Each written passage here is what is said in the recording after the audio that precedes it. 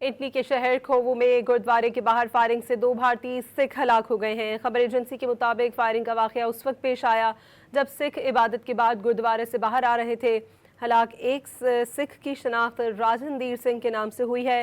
राजनदीर सिंह को शहर के गुरुद्वारे के साबिक सदर थे।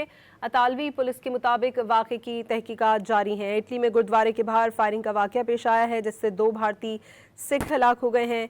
फायरिंग उस वक्त हुई जब सिख गुरुद्वारे से बाहर आ रहे थे। एक सिख की शनाख्त राजनदीर सिंह के नाम से कर ली गई है। इटली के शहर खोवू में गुरुद्वारे के बाहर फायरिंग से 2 भारतीय सिख हलाक हो गए हैं। खबर एजेंसी के मुताबिक फायरिंग का वाकया उस वक्त पेश आया जब सिख इबादत के बाद गुरुद्वारे से बाहर आ रहे थे। हलाक एक सिख की शनाख्त राजनदीर सिंह के नाम से हुई है। राजनदीर सिंह को शहर के गुरुद्वारे के साबिक सदर थे। अतालवी पुलिस के मुताबिक वाक़े की तहकीकात जारी हैं। इटली में गुरुद्वारे के बाहर फायरिंग का वाकया पेश आया है जिससे 2 भारतीय सिख हलाक हो गए हैं। फायरिंग उस वक्त हुई जब सिख गुरुद्वारे से बाहर आ रहे थे।